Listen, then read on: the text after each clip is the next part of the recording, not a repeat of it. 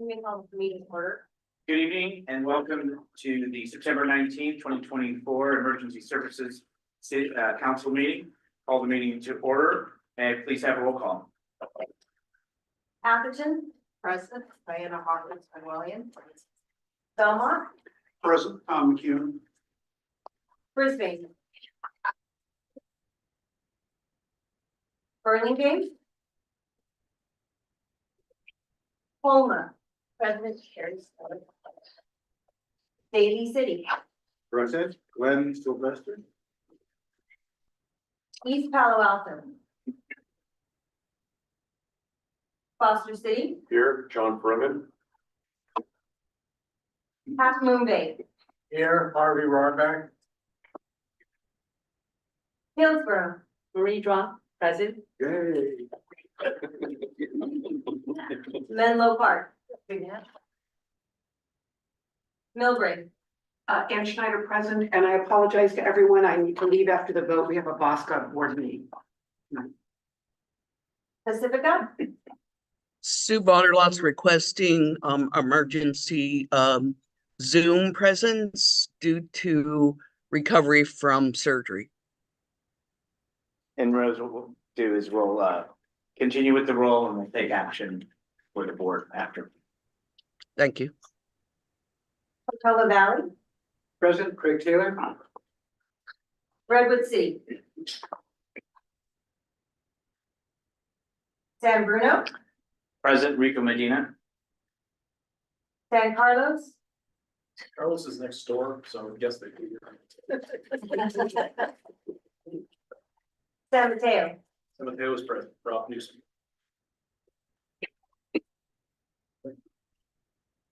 South San Francisco. Woodside. Present, Paul. County of San Mateo. Excused absence. With that, why don't we go ahead and take the request that has been made by the city of Pacifica under the emergency provision. Is there a motion and a second to allow Pacifica to participate? There's been a motion by Hillsborough, seconded by Foster City, to go ahead and allow the city of Pacifica under the emergency provision to participate in this meeting. All those in favor say aye. Aye. Any opposed? Passes unanimously. Sue, you're welcome then, but you're more than welcome now too. Thank you. Thank you for being here. And all of us here wish you a speedy recovery. Thank you. So why don't we move on to item number 2, public comments. This public comment period is open for consent agenda items and other emergency services council matters that may not be on the agenda. If you would like to make a comment for items on the regular agenda, please wait until that item is called for discussion. Millbrae under public comment. Thank you. Yes. For anyone here, if you are interested, Dr. Todd McCord is joining me in Millbrae along with One Shoreline. We're going to be touring the part of Millbrae that floods and is a tsunami zone tomorrow from 10 to 12. I would have saved it for comments, but I'm just announcing it now. If you're interested, I can send you an email out tonight on where to meet and what we're going to talk about. Thank you. Thank you. And I'm very happy to have emergency services coming to Millbrae. Any other public comments? None. Seeing and hearing none. Thank you very much. And thank you for the announcement. Let's move on to item number 3, action to set agenda and approve consent agenda items. So moved. Second. There's been a motion by Hillsborough, seconded by Millbrae. There will be no public comments on this item. We'll go ahead and take a vote. All those in favor say aye. Aye. Any opposed? Passes unanimously. We'll move on to item 4, joint exercise of powers agreement update. Director. Honorable Council, our JPA agreement has been outdated for many, many years. So we took a moment to look at the agreement and look at the current laws, look at what the responsibility of the new department looks like. And we basically revised it to provide concise language. We took out the sheriff's office to be a standalone document, And then specifically, things that were added are, that are of significance are in green. Some of those things are very simple, like including cities and towns, or that we as Department of Emergency Management will set standards for the whole, operational area. And then things that were happening automatically, but were not necessarily in the MOU, such as the agenda setting, things about the finance committee, the government, code section 26909. The JPA has been determined by the state controller, to meet the criteria for special district for the financial reasons, by financial reporting process. So that is all in, section, 3.02. And then we've added a little bit more language about, our responsibilities to liaison with, CalOES, resource management functions and hazardous material response. Majority of the budget, that is set by this, ESC goes to the hazardous material response. So we wanted to reflect that. We have added a portion on the finance committee and their roles and responsibilities, and then, the minimum on the trust fund balance and the maximum on the trust fund balance, which was voted upon a few times ago. We have done our due diligence, and I have actually seen all of the revisions since 1960s. And it's actually, a credit to you all, that this partnership has lived on for, this many years. And so, it's of mutual benefit to all of us. I'm here presenting this MOU. This did go through the finance committee. And, if you want, I can take questions. Vice Chair. Thank you very much. The document was sent out to us, as was indicated by the director. The finance admin committee did review it, made some suggestions, and that's the document that you see before you. So are there any questions of the director on her, on the information in your packet or the information that she just brought forward? Yes. So I'm assuming that, thank you. I'm assuming the next step will be to send it out to the cities for. So this board has to approve it, and then, each of you basically takes it back to the cities, and you have to put forth the city council or the town council. And to follow up on Menlo Park, can you please let the board know as to what the time frame would be for that? We approval would from like others. it done ideally by the next meeting, which will be in February. Any other questions? Just for clarification, so you will be sending, from your office, will be sending it to our city managers, We are happy to the do that. documents? Yeah, If you would do that, then we can request for agenda absolutely. on the next Yeah. council meetings. Once if it is approved here, we can absolutely send it to the city managers with the memo that they can also use, or they can make their own. And if approved, if you could do that as Town of Hillsboro's suggested, just so it starts the process and flows for agenda building and the tickler file for our various organizations. Foster City. Sorry, one other question. I was trying to look quickly, but is there anything that's been added to recommend or mandate a review of this on a more regular basis? That is, no, it has not been, but we can put it as a process, internally. I want to say that Oh. there is room for, my apologies. That's all right. I want to say that there is room for the board members to be able to raise questions. And, ask for improvements or whatnot, and then it will be discussed at the finance committee, and then, with the chair and vice chair and also the director. To move forward with the changes, if there's any, and bring it back to the board for discussions. Belmont. Yeah, just quickly, thank you for highlighting the changes, and it's very easy to see. The way things are highlighted, it looks like changes and additions. Is there anything from the previous version that was deleted? Yes, quite a bit of it was deleted. Any mention of the sheriff's office was deleted, any mention of OES was deleted, any mention of, things like,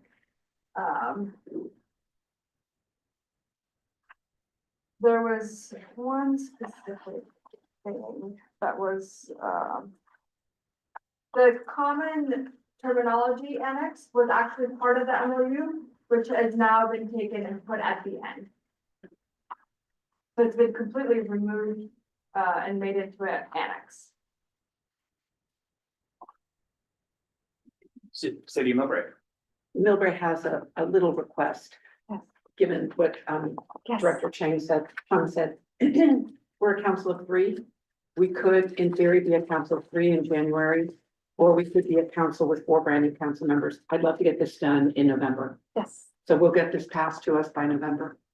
The director, once this has been approved by this body, we will start the process and, in the consideration of Millbrae's, current It just, it status. would, Yes, Yes. it would Yes, be it will having be. experience It will be. helpful looking over it, so that would the be. director told us she wanted to get it out so we can get it done. Yes. I've already run it past the city manager, so we're there. Great, thank you.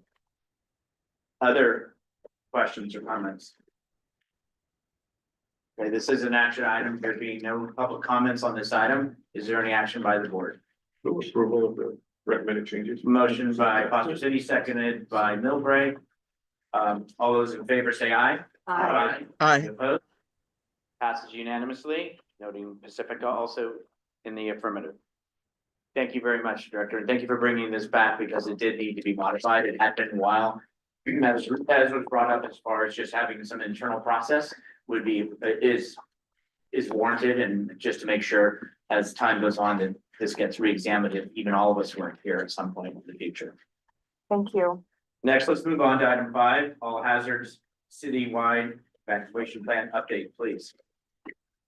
So this council approved, over 300 and, I think it was 375K, for all hazard evacuation planning, for the entire operational area, which includes all the cities and the unincorporated area. We have separated with a contractor that we started the contract with and started the work with. The work is, somewhat completed.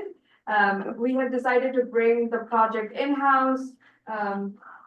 This wonderful lady over here, Lisa Chen, who comes from us from Cal OES, has taken up the project. It is one of her sole responsibilities, with subject matter expertise from, former fire chief Brian Kelly, who has been the fire chief for many of, our San Mateo County, fire agencies.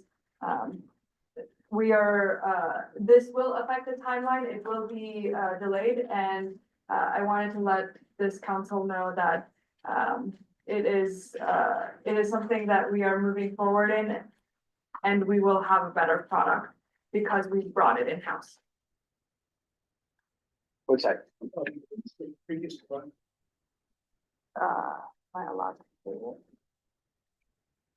it? With O'Brien, Sorry. with O'Brien.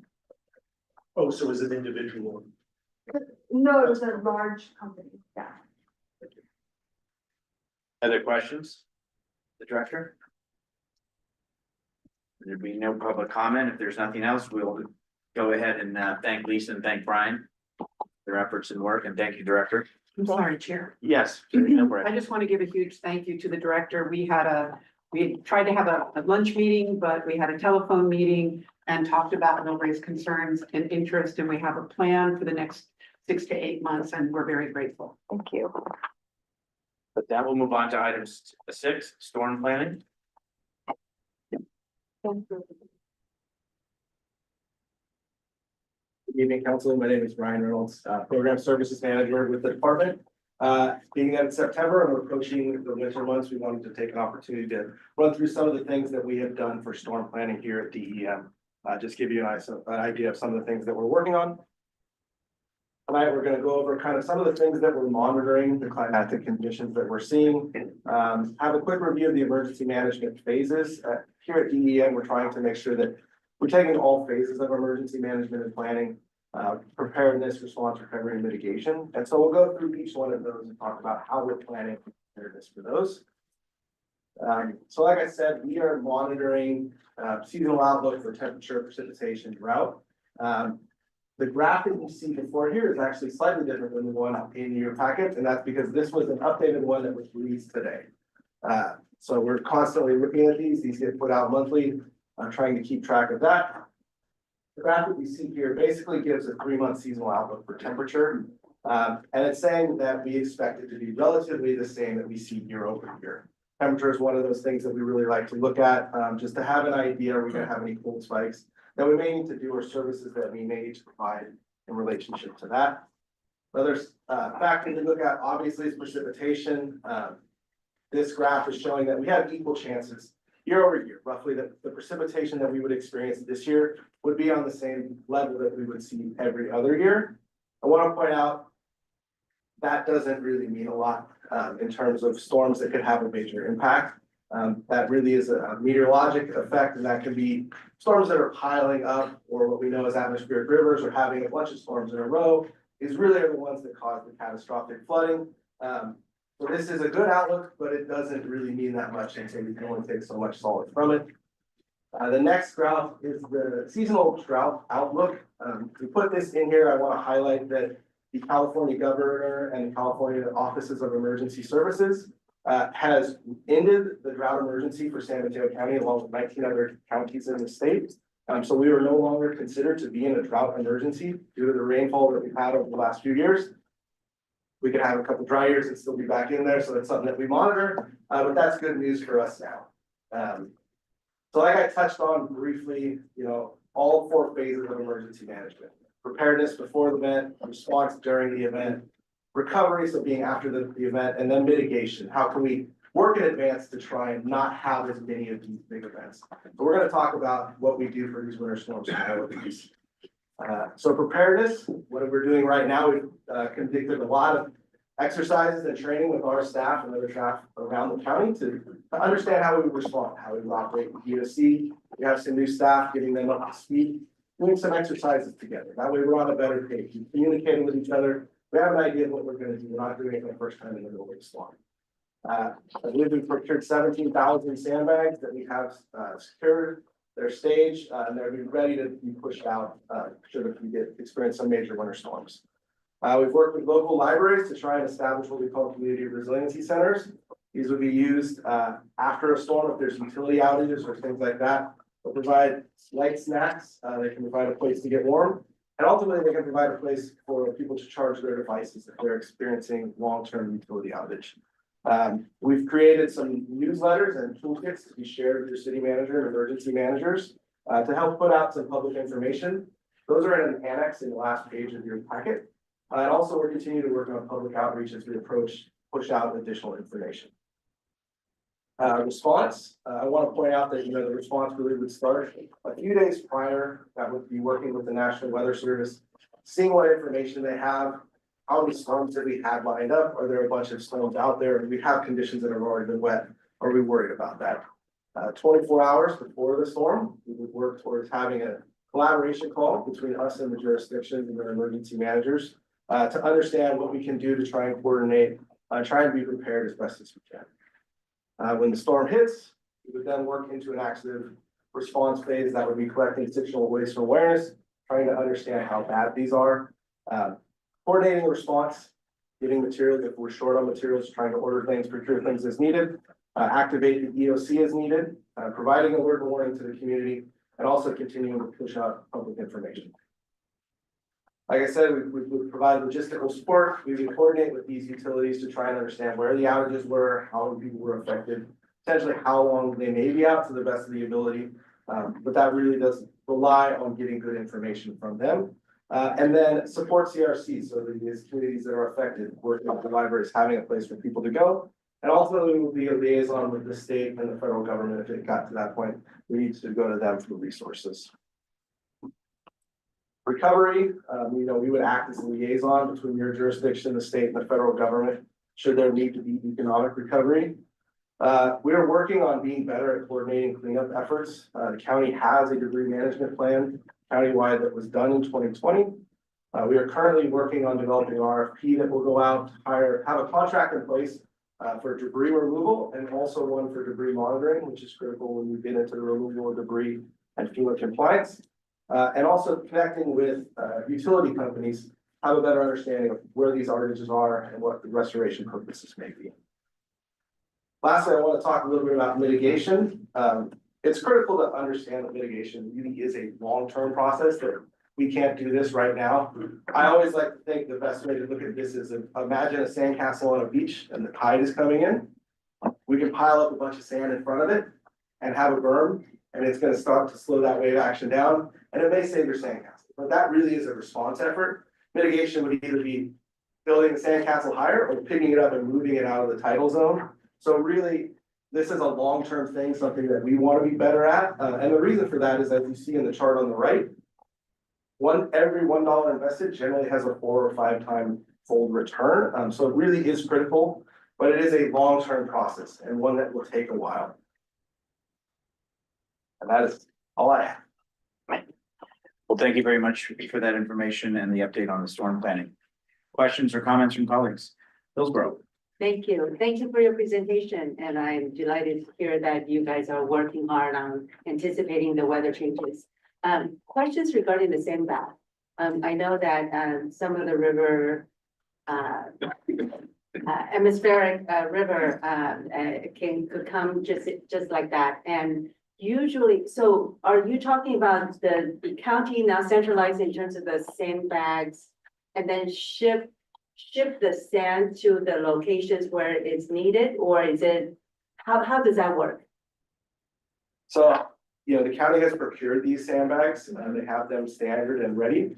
How it worked in the 2022, 2023 storms is that your jurisdiction submits a 213 resource request that comes to the county EOC. We evaluate all of those resource requests and they're filled based on need and based on ability of the sandbags. And is that something that we need to reimburse, or is that something that you just keep track on the cap for the cities, depends on the regions that it's been affected? So the idea is that each city or town prepares for themselves. There's plenty of sand and sandbags in most yards. We have worked with each of your DPWs in the past. Most of your yards have sand and bags for residents to come and get. If there was to be like a overrun, then this would be additional supplies for those areas. So this is in addition to. It's addition to. So we're pre-deploying resources or pre-staging resources in case of a disaster, anticipating what will come. All right, and then I have one more follow-up questions, and that is about the libraries. I think that is a great idea, but I also think that there's concerns about the safety of the users in the libraries versus the sort of extraordinary situations where people have not had to come in and there's stress and so forth. So I know some of the libraries have chose to kind of parse out, activity rooms specifically for the residents that are affected by the storms. Have you got any feedback from that kind of dynamics? And is there any concerns regarding maybe opening up a shelter where it's much more centralized and focused on supporting those who are affected either by fire or by flood? Yeah, so our human services agency would open up a shelter in an unincorporated area. Sheltering responsibilities usually are it's the city or town's responsibility in conjunction with American Red Cross. So it's based on your town's sheltering plan. And so I'm assuming that you continue to work with the libraries so that they are comfortable in terms of how to best support the scenario that occurs, and then there are people who are moving in with support. Yeah, so we've worked with the libraries. We did a emergency pilot last storm season, and then we actually improved upon it during the heat waves that came. The libraries had quite a few people come in. The staff have been trained up. We're actively working with the libraries to inventory and understand what their needs are. And it's an iterative process, but we are in very good communication. Thank you. City of Millbrae, and then City of Daly City. Thank you. A follow-up question on libraries. Are those the county libraries that are in our cities or all of the libraries? So they are actually county city libraries. County city, okay. So it's the libraries, the infrastructure is owned by the cities, it's by. But those of us who run by contract with the county. Yes. So given in Millbrae's case, our evacuation center, our charging center had been, or is our recreation center, are the libraries coordinating? I guess for Millbrae, is Bill Riley aware and coordinating all of this? Yeah, this is in addition to. Okay. My other question back on sandbags. We started getting the atmospheric rivers a little bit before the rest of the county. We have our sandbag location on Millbrae Avenue, which is available to all. What we've discovered is that landscapers were coming in and basically wiping out all of the sand. So we're gonna have to move our sandbag operation into, sadly, our public works office is just a few feet above sea level. So we have some other issues, but we're gonna be moving it internally. I'm just sharing that with all of you. I mean, it's okay if a few Hillsboroughs come over to Millbrae or some Burlinghamers or San Brunoans, but the landscapers would come in with and just basically take it all away. So just be aware. Daly City. Thank you, Mr. Chair. Along the questions from Director Chikun. The acquisition of the sandbags, how are we storing them? I can show you pictures afterwards. Well, yeah, right. They're in pallets and they have fully tarped, and they have, to make sure that the tarp stays, they're wrapped, and then on top of that, there's sandbags to make sure that nothing goes away. Sandbags, protected sandbags. Excellent. Well, I know sandbags can go a longer way in protection against the elements as opposed to masks and weather issues that happen with the acquisition and the storing of the Mask. Oh. supplies. Okay. Flood. Thank you very much. That's all I have. Other questions? Yes, Alan. Did you explain the debris removal program you were talking about? And is that, I've not heard of that one before. And is that something you do with us, or is that something you're doing? Where are you doing that and what is that? So the county has a countywide debris management plan that was done in 2020. But there are no contracts in place in the event of a disaster, and that can be problematic, right? Trying to run that procurement. So we're trying to be forward leaning and create a scope of work, put out an RFP, and have contracts in place to have someone on board to actually move that debris and do the monitoring of it. That is a county program, and we would be happy to partner with all the jurisdictions.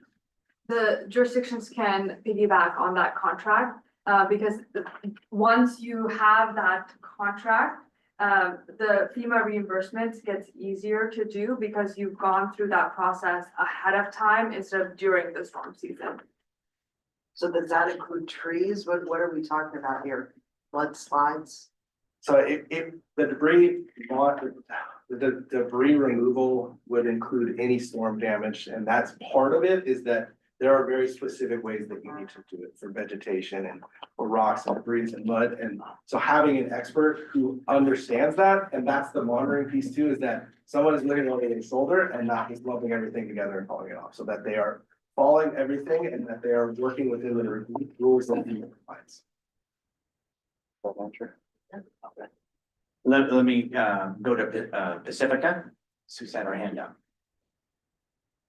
Sorry, I was gonna ask that same question, and also I agree with Ann. I was at our sandbag location and a guy with a truck came and filled his truck. I mean, I told him he couldn't do that.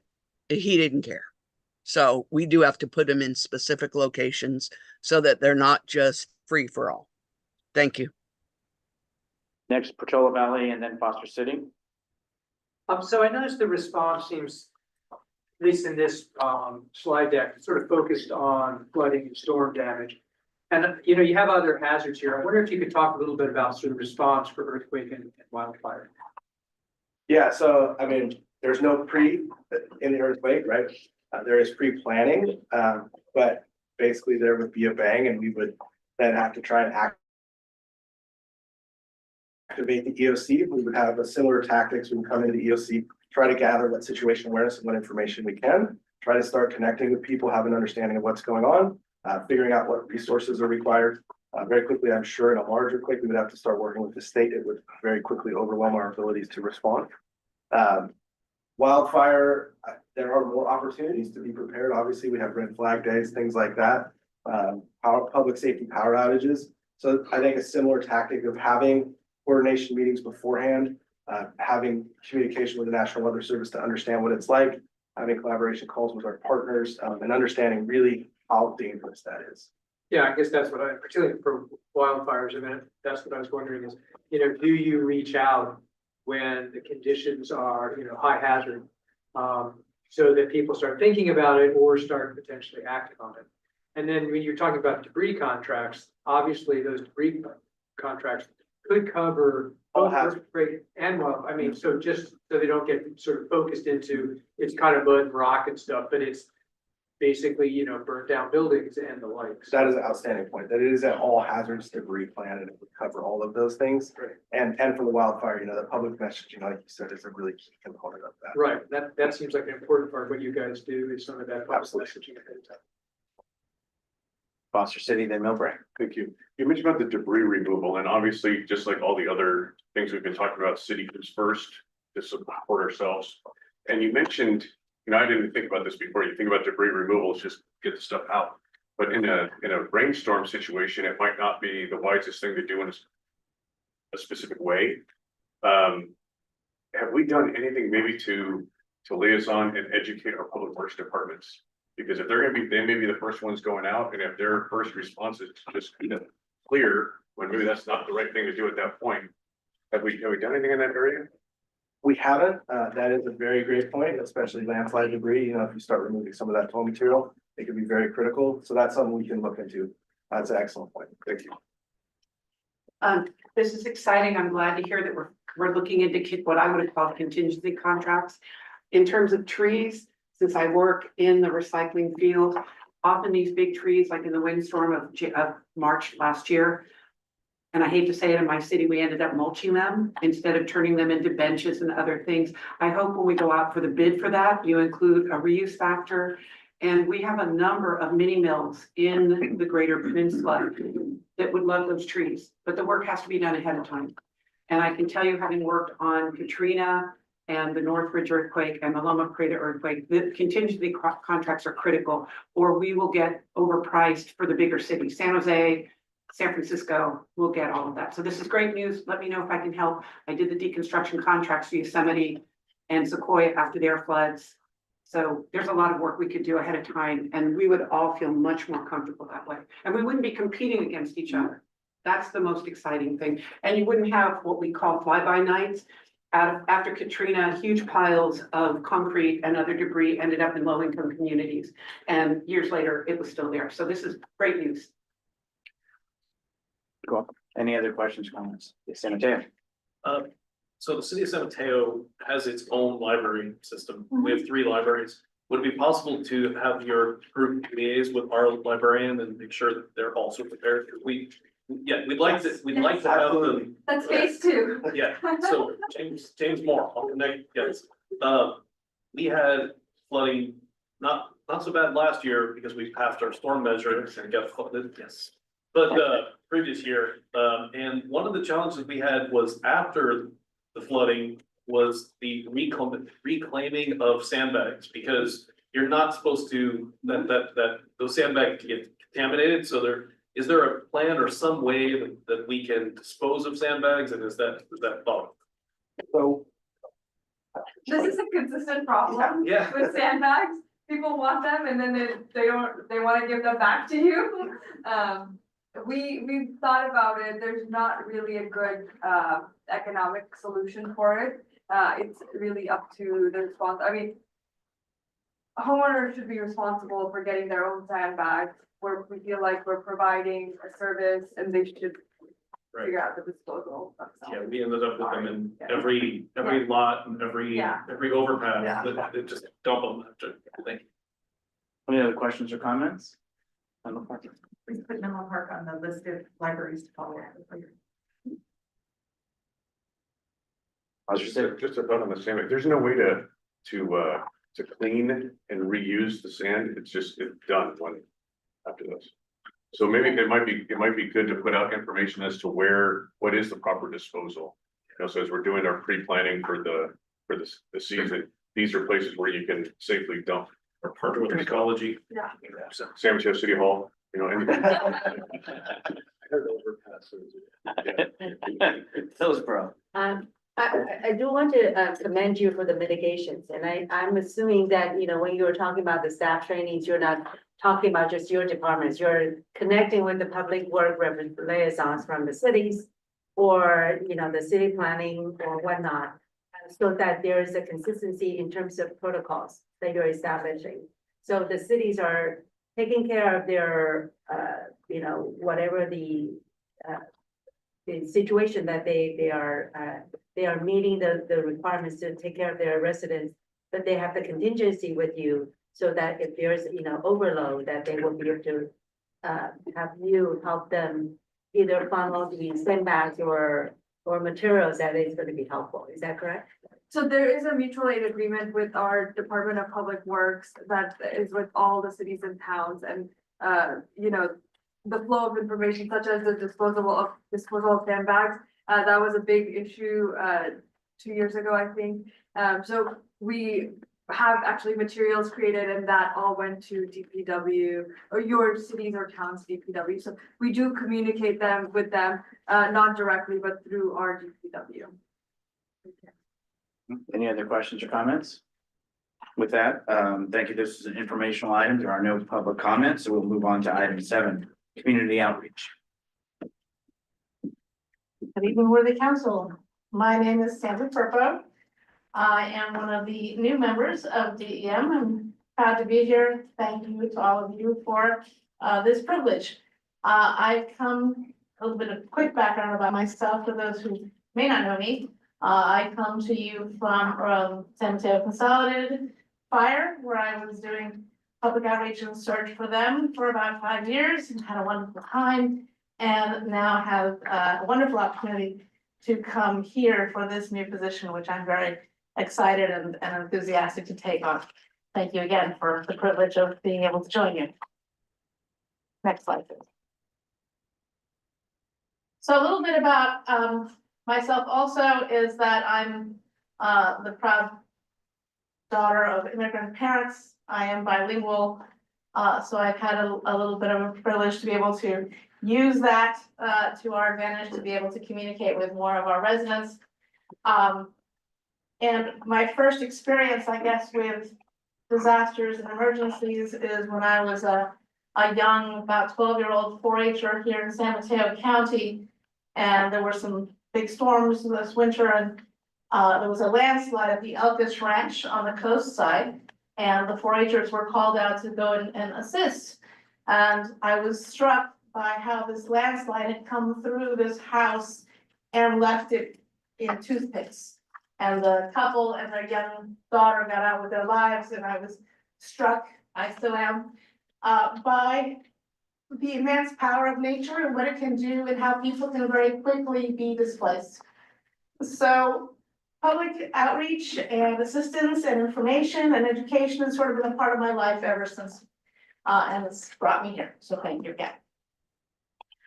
So one of the things that we're going to talk about tonight, and I'm privileged to do it, is some of the many events that we've been able to do and some of the outreach we've already done. And it's been a great opportunity for me and my wonderful teammates to be able to be out in public with people, touching, talking, and getting them interested in preparedness.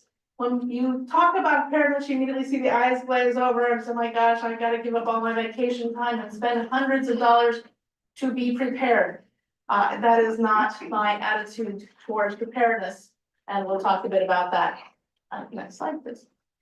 So, SMC Alert, as you know, is a wonderful tool. It's a great way of, having some situational awareness. And we have about 140,000 of our residents signed up to receive those. The great number here on this slide is that we've spoken with or talked to or touched or impacted over 2,400 people just in the last few months at some of these events that we'll be talking about here in just a bit. And while I love technology and everything that it can do and the outreach that we do, and we certainly would use it in terms of social media and Zoom meetings and that sort of thing, there really is nothing that compares to the personal touch. So people can actually see, feel, understand, and be directly empowered by what they can do to be better prepared and why that matters for them and their families. So as part of our larger all-hazard preparedness plan that the director spoke of a little earlier, we were able to do 2 evacuation drills this year so far. One at El Granada on the coast. About, I believe, 40 households were involved here.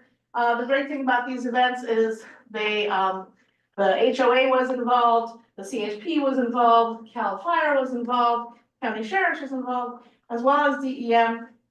The word got out through the HOA newsletters, through electronic billboards about this event taking place. Many people felt it should be mandatory, but it was obviously a voluntary thing people could take part in.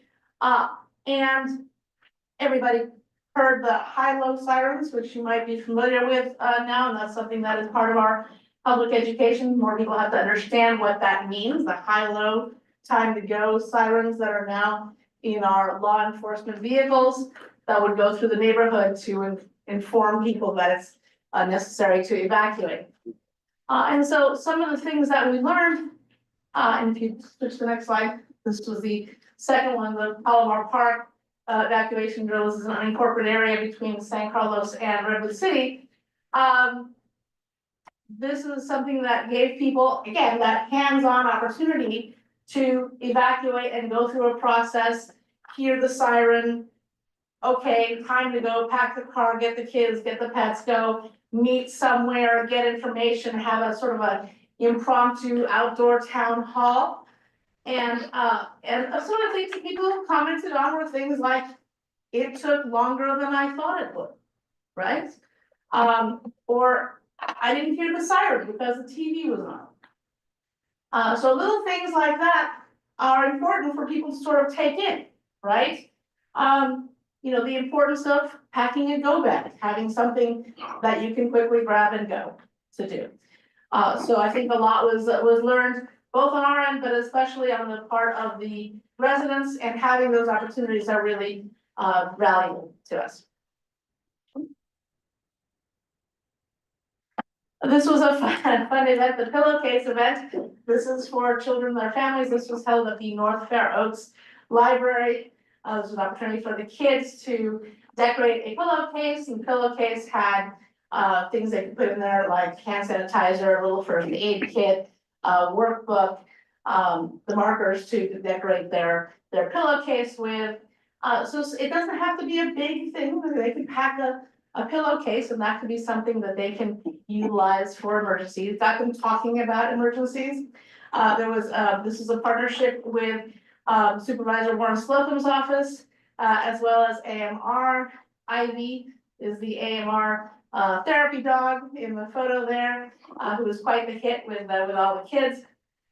Anyway, and then the kids got to play games like, when do you call 911? So it's a great little game with pictures, like, would you call 911 under this circumstance versus that circumstance? And talk to them a little bit about that, as well as doing an earthquake drill, duck, cover, and hold on, and why that matters. All very age appropriate, and it was a really enjoyable time for our staff as well as for the families who attended. Next one. This event was held right here in this very room. The whole room opened up.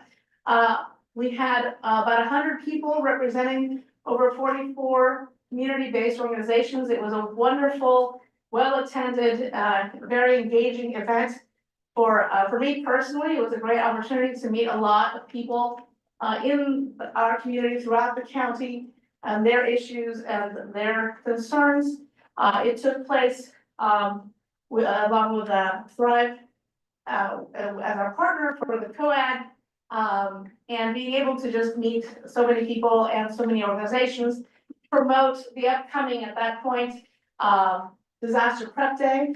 And I think a lot of the success of the Disaster Prep Day in terms of the number of people we got can be tied almost directly to this event because they were so good about getting the word out. And that's something that's very important, those relationships, making sure that people have trusted places where they get real usable information. And we want to make sure to build upon that so that people get the information they need when they need it and that it's reliable information. Next slide. I also had the privilege of being invited to speak to the Farm Worker Advisory Commission for their July meeting. This meeting was held at Pascadero High School, and I was able to talk a bit about what DEM is and does, and how it impacts them. I was able to present this in Spanish. They do have translation on hand, which I thought was really fantastic, and it was a well-attended event, and I was thrilled to be able to attend as well. Next one. This, the Senior Preparedness Fair at the Veterans Memorial was a lot of fun. Very well attended, as you can see, organized by Catholic Charities. It was done as a game show, so it was very fun. I was glad to be on a panel along with local police, local fire, Red Cross, and Catholic Charities. And the people got to answer questions and play games and win really good handy prizes for their go bags and their emergency kits. So they did a beautiful job, and that was a great privilege to be a part of that as well.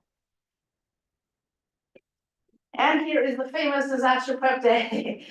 This is our 20th annual Disaster Preparedness Day held at the Event Center.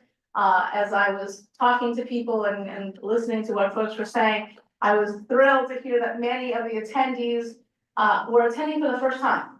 So obviously the word was getting out. A lot of, we put a lot of stock again on advertising and on all kinds of social media.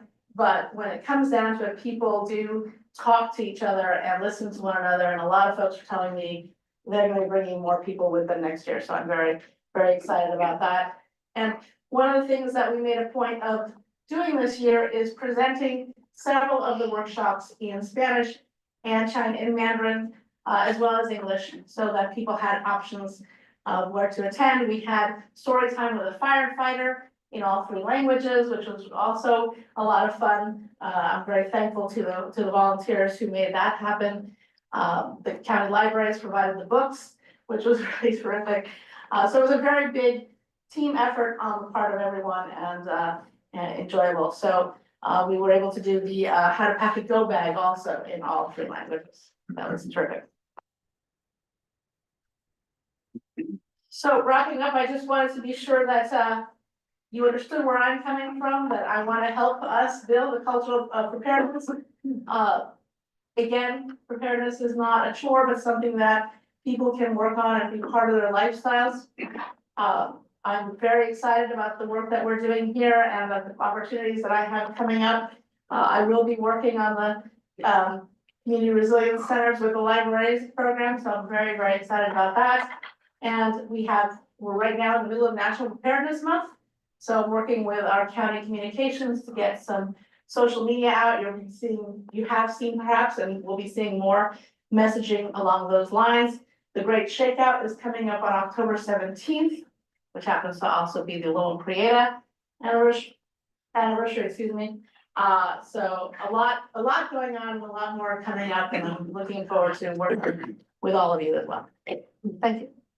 Thank you very much for your information and presentation. Questions or comments from the council at this time? Menlo Park. What is happening for the Great American Shakeout? Is there anything within that?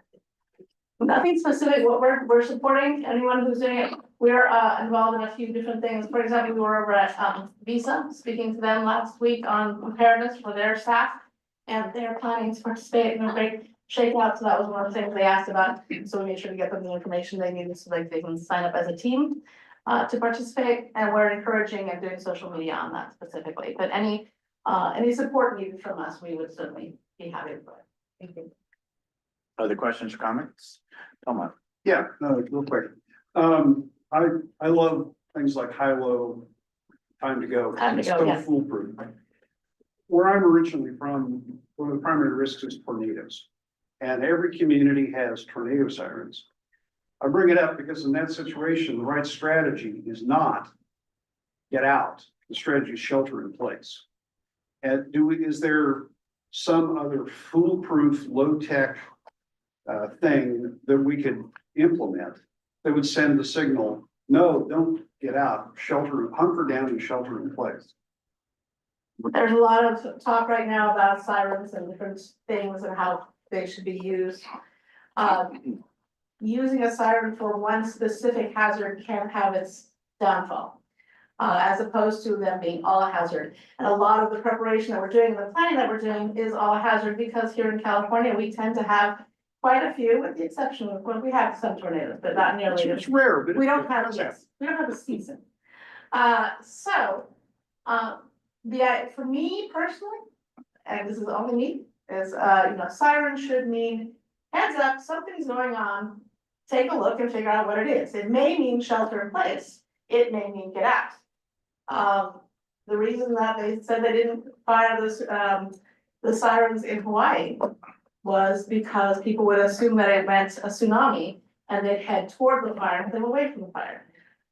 So making it an all hazards type thing and training people and educating people. Right now, we must do more on the high-low time to go, so people know that that siren, that sound has a specific meaning. But the discussion is open in terms of those factors. Thank you. Daly City and then Pacifica. Thank you, Mr. Chair. Ms. Firpo, whoever was responsible for bringing you over from where you came from needs to be commended. I think this is an outstanding presentation, and I want to give a few comments that I gleaned from your presentation. You know, human beings learn at different levels. There's your audio, your visual, and your kinesthetic. And if you can address each one of those areas in your presentation or your events, someone will get something out of it. And you did just exactly that, except you used different words. You said see, hear, and feel. And that's exactly the same thing. So I really have to commend you for that. I'm impressed. I think this is a program, and you may have be spread too thin. I know your passion. I can feel your passion as you speak, but I also believe in the train one, teach one. This needs to be put out throughout. I mean, I can't overemphasize it more. And you mentioned putting things out on social media. You did also speak about being able to speak a different language. And you didn't tell us what that language was. Don't tell us, because as you went through your presentation, I found out. So I guess you probably you devised on purposely to do that. But the concern that I have, and I think about the incident that happened in Half Moon Bay. And in that particular incident, I think we are basically being held down for access to resources. A lot of families are monolingual, and translating and putting this information out in various languages so that everybody has access to all the resources. And I think your program is a path forward to do so. So thank you for what you do, and please keep up the great work. Thank you. Pacifica. Hi, I think it's amazing what you're doing. It's just, it is, I agree with Glenn, it must be overwhelming.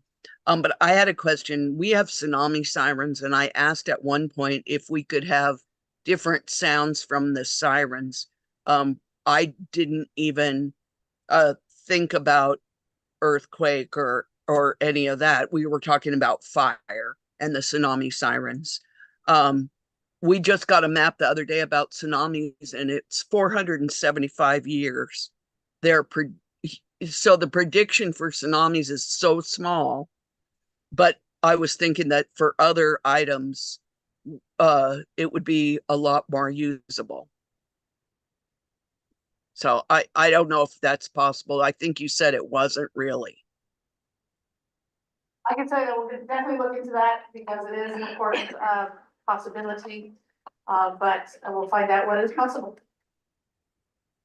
And may I? Yeah. I think there's a try and true of the turn on the TV, and that is still whole truth for my grandma, right? You know, they will turn on the TV to see the instruction, albeit the ticker is gonna take a while, but they will try to get it. And so it's redundancy and it's from all sources and to make sure that you get the most accurate information. And I think the training and the outreach are important. And it's one of the reasons we encourage people to have a wind-up radio or a battery powered radio in their emergency supplies. We recently spoke with, as you now have. Because I was at a talk from the Houston emergency manager after the ice storms that they had. And she was actually home, so she was not in the EOC during that particular event. So she was home for the first time during the disaster. And she said the one thing that I was terribly surprised by after all was said and done was my reliance on that radio. And that information coming in, so I knew what was going on, what I had to do, what I had to know. And again, that's, people just need to know where they can get reliable information from. San Mateo. Question along those lines. After the 89 Loma Prieta quake, I remember my family in San Mateo didn't have power for 8 days. And so all of a sudden, when I look at technology now, like I have concerns, cars are no longer being made with AM radios. That's a problem because, I remember after that quake, that was where you'd go first to get information. It couldn't turn on the TV. There's not going to be internet. A lot of the phones are moving away from landline copper wire, which means that they're internet driven, which means that the power's out and the routers are down. We don't have phones either. So, we'll have cell phones maybe, but we also might have challenges with overuse of the network. So I'm wondering, is there a push or is there a possibility of securing an FM radio station during an emergency? Because all of our cities have them posted and they're all AM stations. And I'm wondering if that's something that we should be looking. And be a secure band, but Securing a band would be an interesting challenge. I used to work in radio. I used to work in AM radio. So that would be something that I would certainly love, but I don't know the answer to that off the top of my head. It's a FCC in the situation, and San Mateo you have your AM. yeah, you do, yeah, but I I know. don't know where I'm gonna listen to. I I got know. my head on that, but Now, I'm okay. see, very okay. Thank you. 1% at a time. Happened back. On the coast, we have AM and FM. Yes. That are dedicated to doing emergency broadcasts when necessary. We're not that provincial. And we do have access to those stations directly, so we can call in and we have a code and we can make announcements on air if we need to those stations. Right. I'm sorry, to which stations? The AM stations on the coast. It's ones you have to pay. Because there are other TIS. I think there's 3 stations that we have access to on the coast. Daly City. Thank you again. A lot of great comments from the crew here, and Director Chuang had made mention about repetitiveness, and we've got to keep doing this over and over so it becomes second nature, and I think that's the way we learn. On the issue of sirens that Director Valalos brought up, I think we should at least consider that, especially Director McHugh had made mention, a tornado, a different sound for a tornado, a different sound for an earthquake, a different sound for a tsunami. I can distinguish the difference between a police siren and a fire siren. And I know the difference. But for the general public in a type of, can you imagine walking into one of your classes or event and playing a clip of a tsunami siren? And you can ask the folks, what kind of siren was that? And they probably either wouldn't know, or that is an excellent segue for you to teach them about the different types of sirens, including our children. And I think it can go a long way, especially if we can identify the different types. So whereas Director McHugh says hunker down as opposed to get out and etc. So I think that's very, very important, or maybe something that we should consider types of sirens also. Thank you. Other questions or comments? Really quick, I want to thank you, and the community outreach is something that we always don't think about, and it'll never happen. It's back here. So, and I won't mention San Bruno, but I'll mention Paradise. So there is something that you talk about, what devastation can occur. My mother lived in Paradise. She evacuated in 2018. Took her hours to get out. She had a full tank of gas. That was her fortune because she has mobility issues. But when I went back, when I was allowed to go in, to sift through the ashes of the house, to see that town, which the town of Paradise has had more of a population than the city of Millbrae. So it's not a small place, but it was a realization. And the problem was it jumped Feather River so fast that people didn't have time. My mother, I'm gonna blame her, she made it out, I probably wouldn't have, is that wasn't really truly prepared. Now, really, there wasn't much time, but truly it was just her getting out and that was it. Not one other thing was able to go because something wasn't in the trunk, something wasn't prepared. How would that have ever happened? But nobody suspected it would jump, and that's why they didn't evacuate right away. And if you've ever been to Paradise, there's only two ways out. And it just took hours. She described the flames and whatever. Now, I'm sure that oddly enough, and I'll get off this, is I went back and watched a state of the town. And it was just a month or so before the fire. And they were talking about evacuation plans. They were bringing it up at a council meeting. And I was thinking, wow, you mean, and that's the kind of stuff you'd never know. But that's the stuff that we need to keep really reminding folks that it can happen. What happened in San Bruno in 210, we had everybody here, everybody helping San Bruno. But if it's a major earthquake, we are not going to have that luxury of having 400 firefighters and 200 police officers in the city of San Bruno during the explosion. It's just not going to happen. So really somehow we need to continue to beat the drum and make sure and teach and educate and have behavioral modification that you do need to plan and you do need to be prepared. And even those folks in the explosion, I mean, trying to redo your driver's license, your social security card, all those things, it's insurmountable. So anyway, the task you do is critical. The importance of it is for all of us here is to go back to our communities to emphasize the importance of it and that it can happen. And it has happened. And unfortunately, something will happen. How about it? I want to ask, are we still supporting Zone Haven? Is that what we're promoting? And will there be materials? Because they've changed their name, so we had our nice Zone Haven banner for our vets, which, do we still go with that name? Can you brief us on how that is now working and what to do in our community? So, yes. Yes, so we're still doing the Genesis. So Genesis is the new name. We are going to be creating materials as you had suggested. It's just taking us a little time to get the right materials and the right things gathered. The people who know the name Zone Haven, is it still active? So will they, if they have Zone Haven on their phone, will it still be called Zone Haven? And why did they change the product name as opposed to the company name? It doesn't make sense. But anyway, can we still use it, the people that have it already on their phones?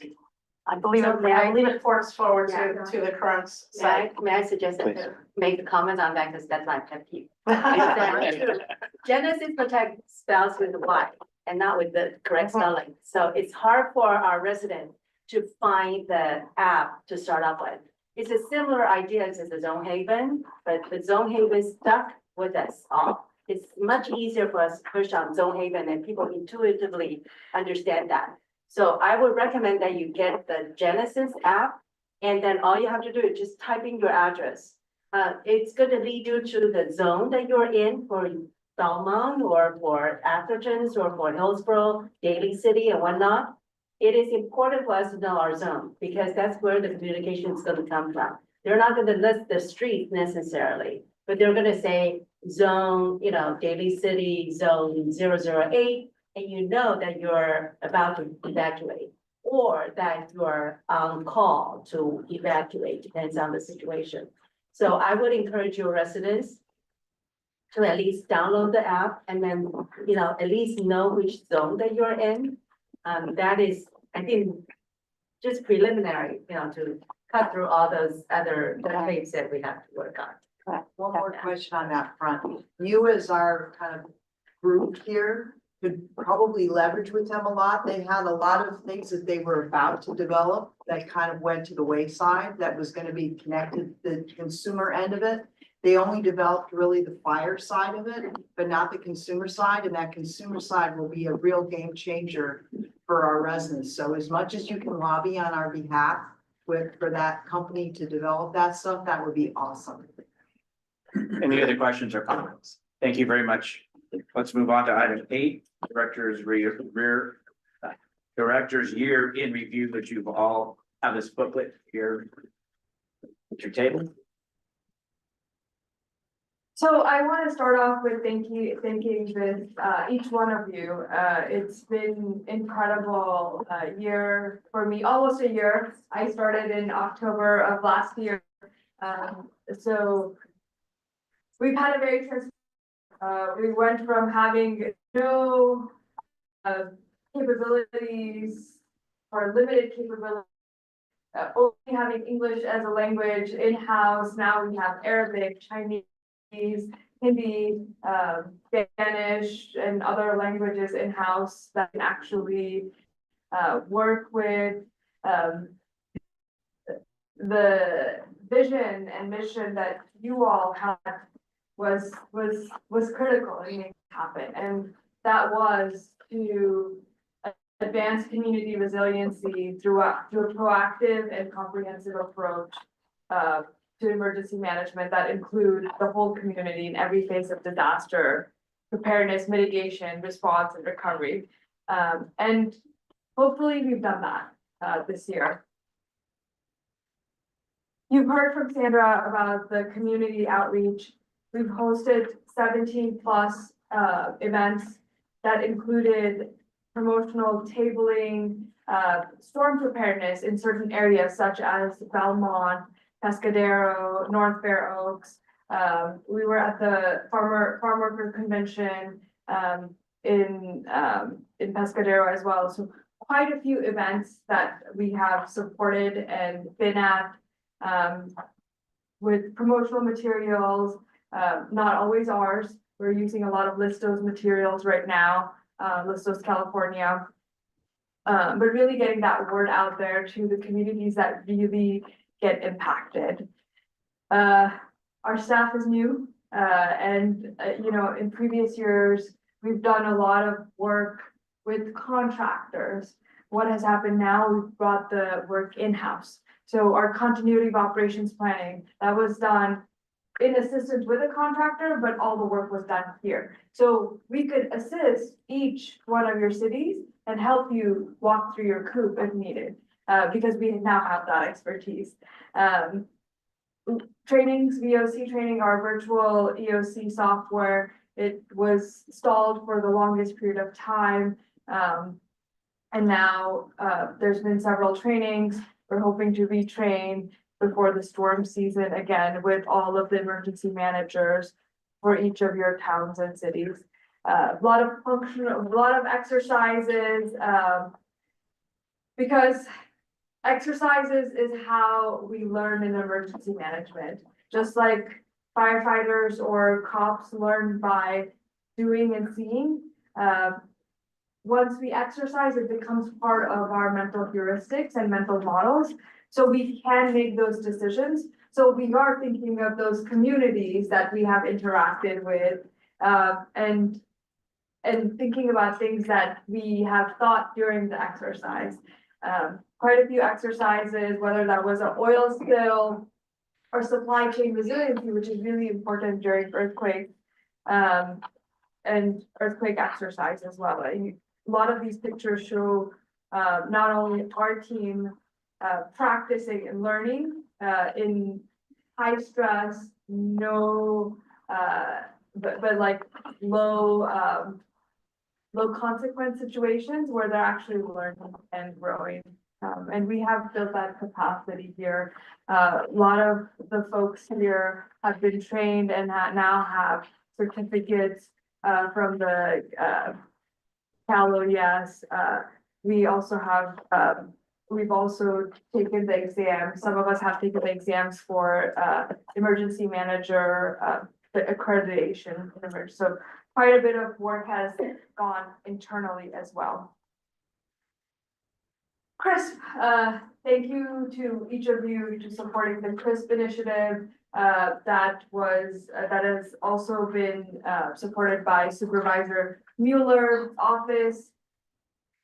So we basically taken something that is actually pioneering in the country, understanding what projects we have, and not just understanding, but creating a framework for that. Because what we're doing is putting preparedness and mitigation together and coming up with a framework that says that mitigation and preparedness together will have a better outcome. And so then we're prioritizing projects based on that. This is a brand new framework that does not exist in literature right now. We have done thousands of literature reviews throughout the world, and this is brand new. And so we are really excited about that. And the hope is that this is, of course, a coastline resiliency infrastructure. You know, the idea is if we have enough support from this council in the future, we may be able to do this for the entire county.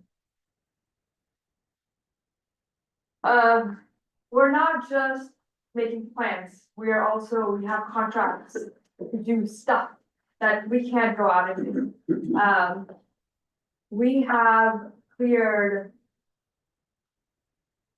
I don't know how many trees, but lots of trees in areas of Woodside, Portola Valley, Palmar Park. 9 sites have been cleared, and these are trees that would be encroaching on or are encroaching on those specific areas that would be evacuation routes. So not just planning for it, but actually doing the work that needs to be to make the community safer. That's part of our mitigation work. Response, we've had quite a few responses that our team has gone to, whether it's a 3-alarm fire in South San Francisco, where we helped liaison with American Red Cross to get 12 evacuees sheltered, or the Sims Metal Fire in Redwood City, where we worked with the National Weather Service to get plume modeling to understand where this toxic air was going, and then put out messaging along with San Mateo County Health Department, because ultimately their responsibility is to put out the messaging. We are just a way to make it happen. Or the yacht fire. So we go to all different kinds of responses. We don't know what comes our way. But there's a couple of big responses that I'd like to talk to. The 8-alarm fire, structure fire that happened at the Middlefield Road.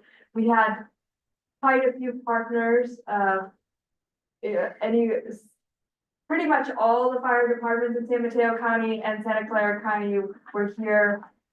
Law enforcement, we had HSA, we had CBOs, partnered with quite a few of them to basically provide support wherever that there was needed, whether that was on site with communication with Zone Haven or Genesis Protect.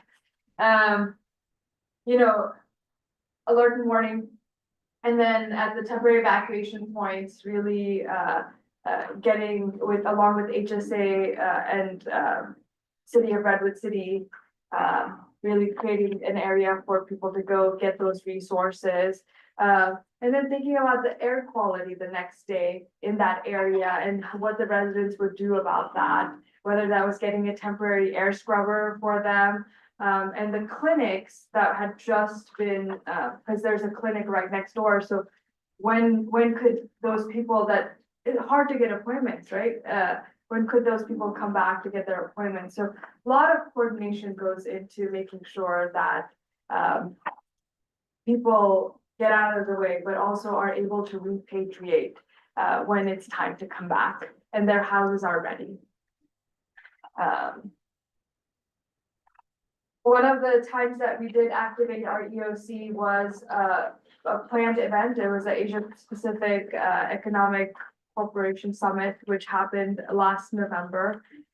We supported quite a few events, specifically supporting law enforcement, and it was law enforcement run programs, making sure that dignitaries were safe and the communities were safe and the protesters were safe. It was a phenomenal experience because our staff were able to liaison at SFO and at San Francisco and their EOCs, and really we were able to plug in all the information from body cams to runway information, and we really had amazing situational awareness, minute by minute, second by second. So it was incredible working with all of your law enforcement. Hazardous material response, this comes under your direct oversight. The San Mateo Consolidated Fire Department, Environmental Health, and DEM provide hazardous materials response to the entire county. Total in the from September to September have been 89 events. Some of them have been consultations and investigations, and some of them have been responses. They all have a very nuanced thing that needs to happen with whether it's a consultation or investigation or response, but it's something that is invaluable to us in keeping our residents safe. Recovery, I am incredibly grateful and knock on wood that recovery was one of the smallest things that we had to do this year, and I continue to hope that that will be one of our smallest things that we would have to do. The Pacifica Pier, there was damage in the December 2023 high surf storm events. We were able to help Pacifica Emergency Management, their law enforcement agency, with creating and helping the recovery process go along and advocating with the state. It's been an amazing year, but we have lots of work to do. I am looking forward to a few things that we are doing right now, which I will be sharing with you in the February meeting. One of them is strategic planning listening sessions that we're doing that can actually set the roadmap for the next 2 to 3 years. That is very, very, I think, needed and for this department and ESC. The other thing that we are doing is evacuation planning. We will be working with all of the cities to make those things happen. And the parts of that are going to come sooner than later that we'll need help with is community engagement and understanding what the community needs are during an evacuation. We are going to be doing a longer term community assessment to really understand what the community needs before, during, and after disasters, because we actually don't know that. We think we know that, but we don't actually know that. So those are things that we really want your help and support with in each of your cities and towns as we build towards making data-driven decisions here at DEM with each of your helps. So thank you so much. It's been a fantastic year and I look forward to another year with all of you. Thank you very much for everything, correctly. Appreciate that, and we have the booklet, so we have all that. No one needed to take notes, so that's great. So we'll go very quickly around the room once. Daly City. Thank you, Mr. Chair. Director Shruti, I can't believe it's been a year already. And it seems like only yesterday you came on board. I am so impressed. I am so happy to be a part. I mean, not that I wasn't happy before.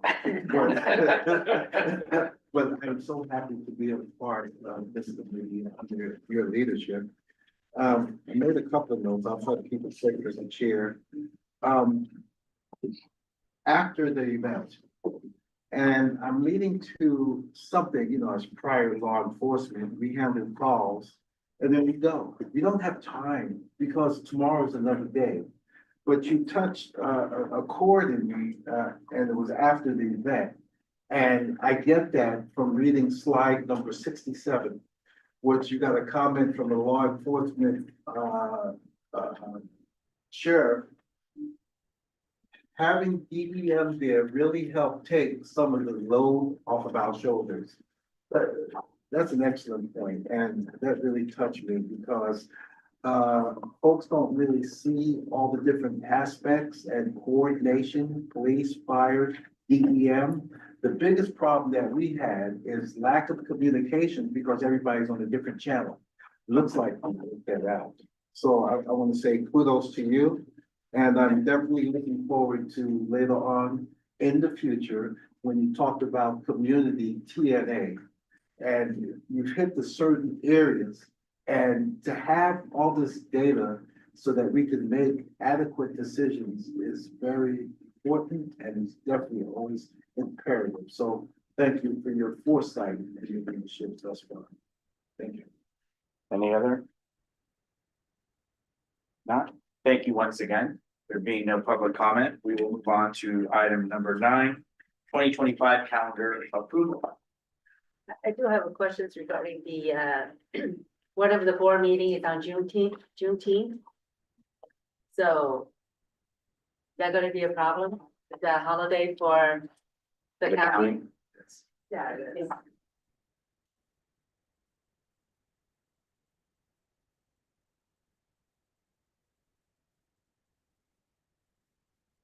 So,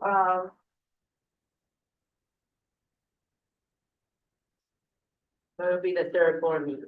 yeah, so maybe we can move it to, 1 week earlier. Which would be June 12th.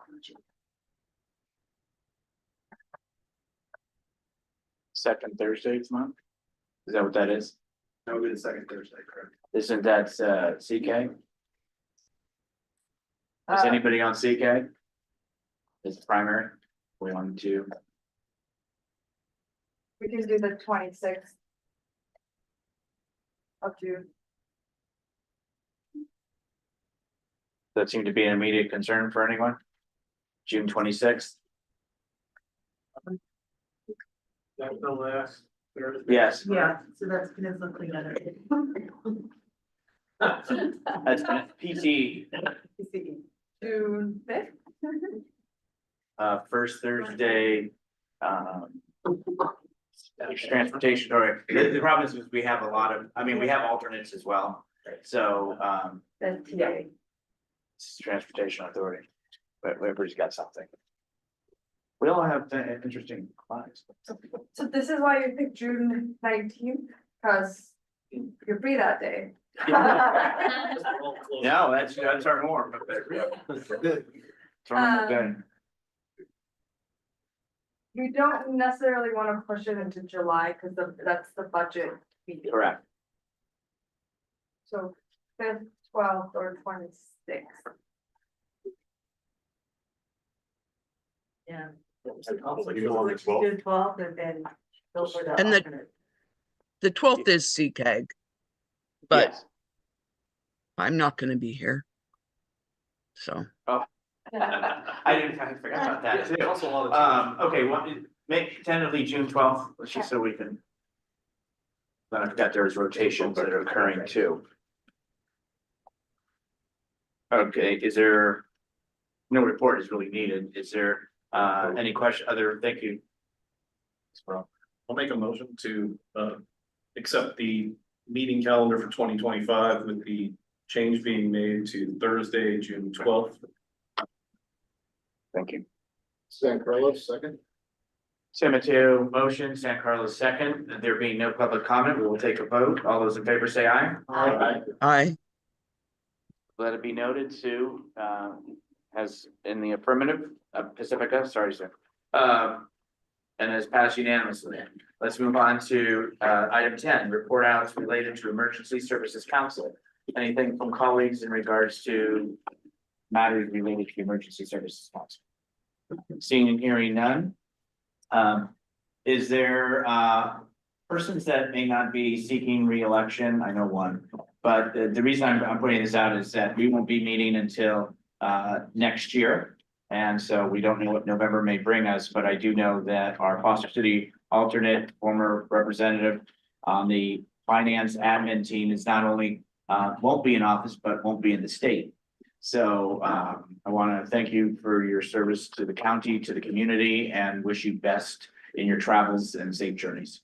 Thank you. I also would like to say thank you because I'm termed out. And I thank you for letting me come on with Zoom today.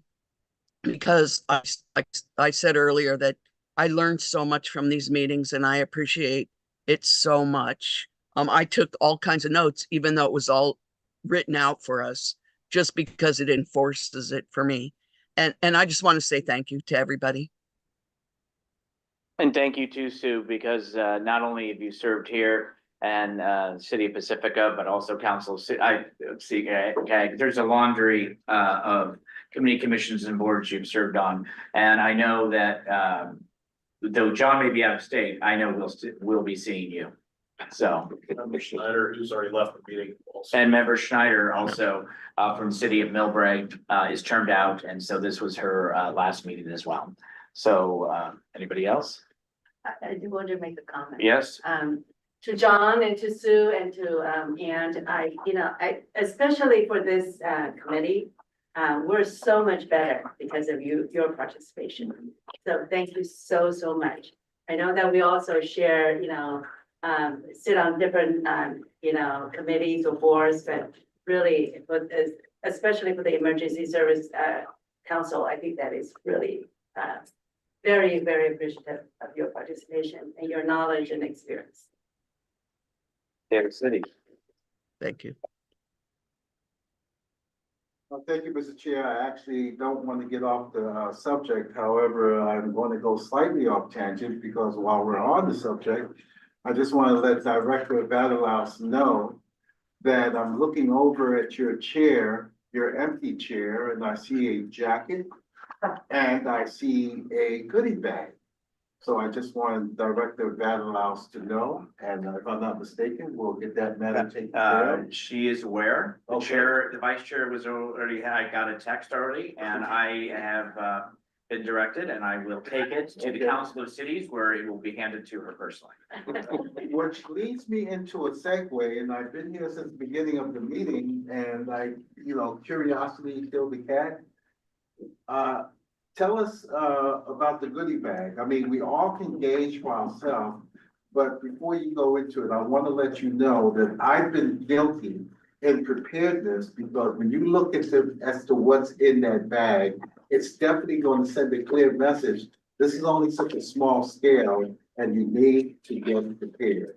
I mean, I looked at military food and, they say life expectancy 25 years, and then you tend to forget. So with the introduction of the bag, with the color, it's easy to spot. So Director, please. Yes, this is actually, it's something, each of you is very important and critical in the role you do. And continuity of operations is very important. We want you to be prepared. So a meal that lasts, I think, 5 years, I don't think it's 25 years. Thank goodness. A radio, crank radio, so you can get the information, which is very critical. And then there's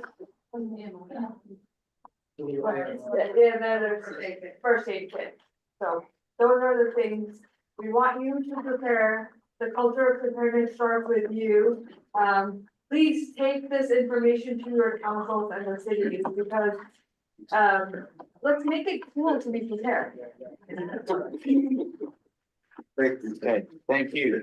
There being nothing else, we will go ahead and adjourn this meeting, and I appreciate everybody being here. Thank you to the staff and the team. And thank you to all of my colleagues for being here, and we will go ahead and adjourn to the next meeting, which will be February 20th, 2025. Between now and then, everybody be safe. Meeting adjourned.